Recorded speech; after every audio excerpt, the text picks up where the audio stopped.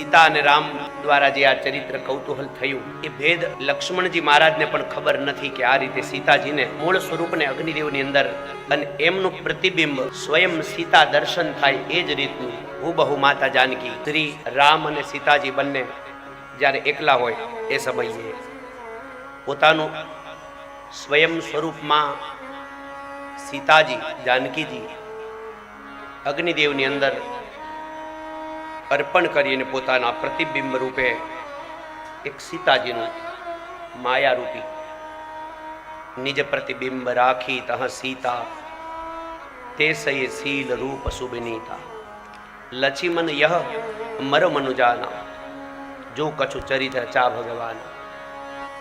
સીતા અને રામ દ્વારા જે આ ચરિત્ર કૌતૂહલ થયું એ ભેદ લક્ષ્મણજી મહારાજને પણ ખબર નથી કે આ રીતે સીતાજીને મૂળ સ્વરૂપને અગ્નિદેવની અંદર અને એમનું પ્રતિબિંબ સ્વયં સીતા દર્શન થાય એ જ રીતનું હુબહુ માતા જાનકી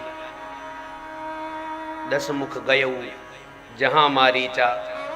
અને આ રીતનું કૌતૂહલ ભગવાને ચરિત્ર કર્યું. ત્યારબાદ દશાનન રાવણ એમની પાસે શૂર્પણખાનું જવાનું થયું. ત્યારથી મારીચ અને સુબાહુ બંને વિશ્વામિત્રના યજ્ઞ કાર્યની અંદર બાધા કરતા હતા. ભગવાને સુબાહુને માર્યો અને મારીચને ફણા વગરનું બાણ મારેલું. અને આપણે ત્યારે માનસમાં સાંભળ્યું, ગોસ્વામીજી બોલ્યા કે સત યોજન ગા સાગર પારા. સાગરને પાર ફણા વગરનું બાણ લઈ મારીચ એની પૂજા કરવા લાગ્યો. જેનું બાણ એટલું પ્રભાવશાળી હોય એ બ્રહ્મે મને માર્યો તો હું મારી શું ગતિ થાય? એટલે એની પૂજા કરતો મારીચની પાસે દશાનન રાવણનું જવાનું થયું. મારીચને માયાવી મૃગ બની અને સીતાજીને માનસિક પ્રલોભન થાય એવા ભાવ સાથે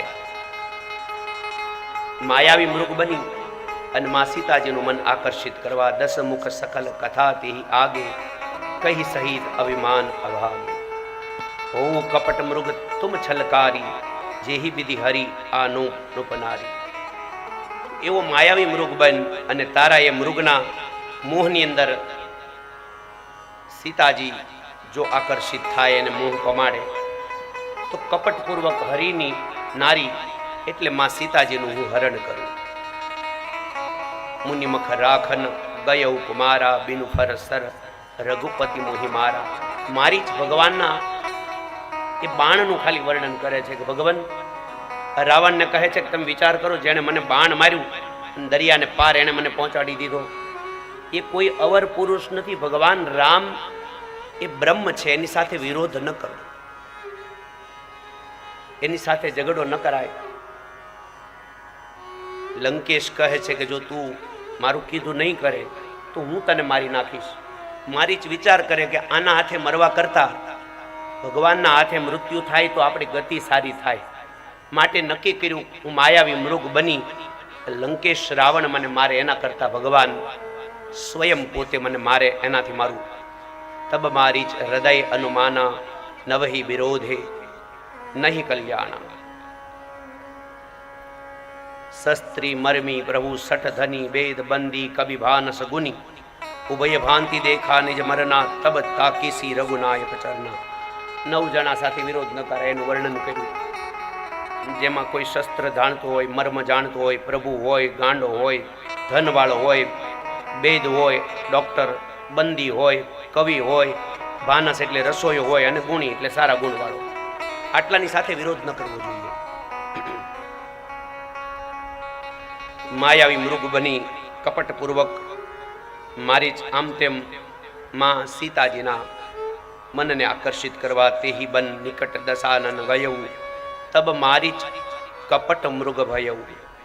અતિ વિચિત્ર કછુ બનની ન જાય કનક દેહ મન રચિત બનાઈ સીતા પરમ રુચિર મૃગ દેખા અંગ અંગ સુમનોહર બેશા. સુનહુ દેવ રઘુબીર કૃપાલા એહી મૃગ કર અતિ સુંદર છાલા. આ મૃગલાનું જે છાલું હોય એ મારે જોવે એટલે આ મૃગને તમે લઈને આવો. સીતાજી શ્રી રામને કહે, રામ કહે દેવી એની ઉપર આકર્ષિત ન થાવ, મન સ્થિર રાખો. પણ હવે સ્ત્રી હઠ એને કોઈ પહોંચી શકે નહીં. એનું પણ દિવ્ય વર્ણન સત્યસંગ પ્રભુ બધી કરી એહી આનહુ ચર્મ કહતી બૈદેહી. સીતાજીના કહેવાથી શ્રી રામ મૃગલાની પાછળ બાણ લઈ ભગવાન માયાવી મૃગ છે કઈ રીતે ભગવાનના હાથમાં પણ આવે.